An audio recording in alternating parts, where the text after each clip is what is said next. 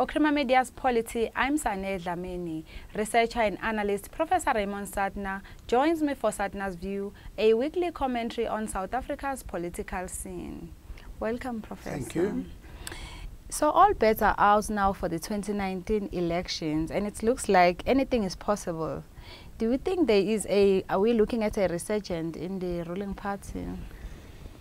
Well, what seems to have happened is that the leadership of Cyril Ramaphosa has infused the ANC with a lot of confidence, although there are contrary tendencies as well.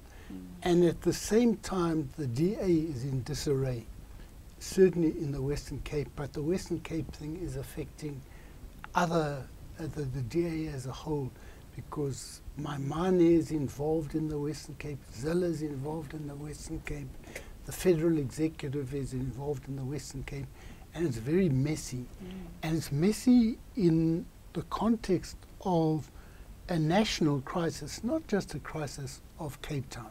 It's a national crisis to run out of water, and the DA has always prided itself on the way it runs Cape Town and the Western Cape, and held this up as an example to other provinces, that if you look at what's happening in Cape Town, that can happen here. And now there is this chaos and this messy way in which they're trying to get rid of Patricia de Lille, and it's very clear from the DA caucus that they're not all united on whether she should go or not, and they need the support of other parties to get her out of office. So the DA is in a problem. The ANC looks better than it did in the sense that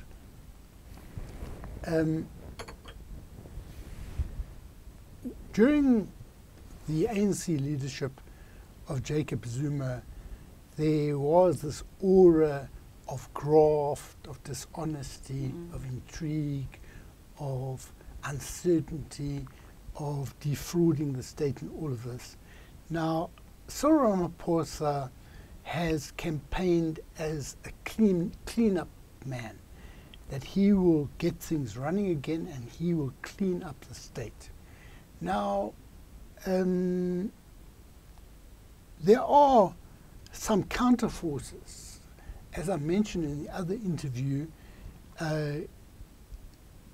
at first it appeared that most of the pro-Zuma people in leadership were coming to the point where they wanted to be on the right side, and they could see that Ramaphosa is the leader of the future, so they were crossing over.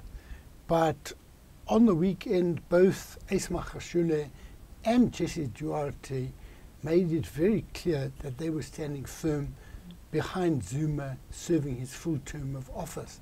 Now, for very many people, Zuma needs to go quickly, many people in the ANC, because if the ANC wants to win 2019 elections, they have a much better chance of doing it if Zuma is not there, because many of the people who analyzed the votes in 2016 local government believed that Zuma's presence was a key factor in lowering the vote or lowering the percentage of the vote that the ANC got.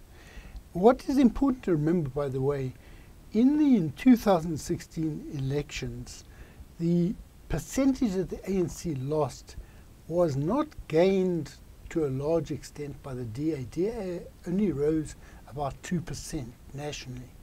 So that A, the ANC voters may come back to the ANC, B, I mean the ones who didn't vote, B, the ones who supported the DA could possibly swing back if they believe that the ANC has got a credible leader. Now, even someone like Tony Leon says that Cyril Ramaphosa's election is a game changer. Now, I don't think that is outrageous, even from a DA person, because there is a huge difference between Cyril Ramaphosa and Jacob Zuma. I'm not suggesting Cyril Ramaphosa has got no weaknesses, but certainly his becoming leader of the ANC, and if he leads it in the election campaign in 2019, if he's there sooner rather than later, it may well be that the ANC will recover some of the ground it's lost and still be the ruling party.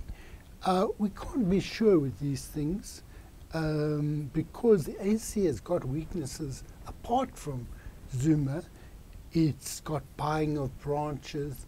You've got other factors at work. For example, in KwaZulu-Natal and Free State, people are complaining about the composition of the teams that were set up by Ace Magashule to reconstitute the provinces because the elections they were held to be illegal.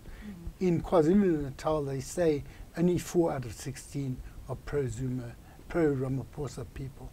So there's things like this which are contrary tendencies, and it's very important to understand that even if Cyril Ramaphosa is there, it's not necessarily all clean sailing. So should we be concerned about factionalism in the ANC? Who's we? Who's we? We South Africans, maybe, even. Well, you know, that's the ANC's problem.